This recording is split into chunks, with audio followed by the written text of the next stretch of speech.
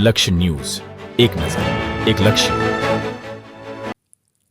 ડભોઈ નગરમાં આજ રોજ ગરમીનો મહત્તમ પારો 43 ડિગ્રીએ પહોંચતા નગર તાલુકાની પ્રજા ગરમીએ શેકાયા. મુખ્ય માર્ગો સુમસાન ભાસતા તો વડીના છૂટકે બહાર નીકળનારા બુકાનીઓ બાંધીને નીકળતા જોવા મળ્યા. આ વાકરા તાપમાનના કારણે ડામરના રોડ પણ પીગળતા જોવા મળ્યા.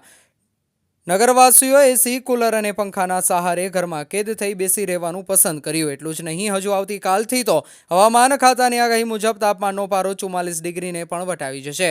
ત્યારે પ્રજાની શું હાલત થશે તેની પણ ચિંતાઓ નગરજનોને સતાવી રહી છે. ડભોઈ પંથકમાં આજ રોજ સૂર્યોદય થતાની સાથે જ સૂરજ દાદાએ પોતાના આકરા તોમર બતાવી દીધા હતા. સવારથી જ તાપમાનનો લઘુત્તમ પારો 28 ડિગ્રીથી શરૂ થયો હતો, જે પારો બપોરના 12 કલાક સુધી તો 43 ડિગ્રી સુધી પહોંચી ગયો હતો અને 43 ડિગ્રી સુધી પહોંચેલ પારાએ સાંજના 5 કલાક સુધી પોતાની ડિગ્રી જાળવી રાખી હતી, જેને લઈ સતત 5 કલાક સુધી 43 ડિગ્રી તાપમાનનો પારો જળવાઈ રહ્યો હોવાથી સમગ્ર દિવસ દરમિયાન ડભોઈ નગરના રોડ સમસાન ભાસતા જોવા મળ્યા હતા. ન છૂટકે કામકાજ અર્થે પોતાની બાઇક કે ચાલીને નીકળનારા યુવા ધન કે વડીલો ગરમીથી બચવા માટે મોઢા પર સંપૂર્ણપણે બુકાની બાંધીને નીકળેલા જોવા મળ્યા હતા. જ્યારે નગરજનો મોટા ભાગનો વર્ગ તાપથી બચવા માટે ચિંતાઓ પ્રજા પર જોવા મળી રહી છે.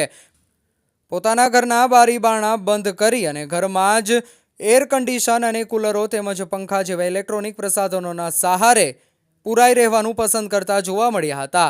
આવા 43 ડિગ્રી તાપમાનના પારાને લઈને મહેનત મજૂરી કરી પેટીઓ રડી ખાતા ગરીબ વર્ગની કફોડી હાલત જોવા મળી હતી. સતત 5 કલાક સુધી 43 ડિગ્રી તાપમાનનો પારો જળવાઈ રહેવાના કારણે ડભોઈ પંથકમાં તાજેતરમાં જ બનેલા ડામરના માર્ગો પરના ડામર પણ ઓગળતા જોવા મળ્યા.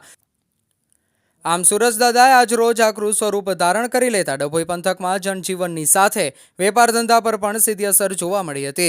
ત્યારે તેની સાથે હવામાન ખાતાની આગાહી મુજબ હજુ આવતીકાલથી સતત 1 અઠવાડિયા સુધી તાપમાનનો પારો 44 ડિગ્રી વટાવશે.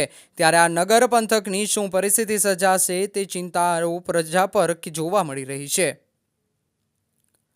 રિપોર્ટર નિરંજન ચૌહાણ, ડભોઈ.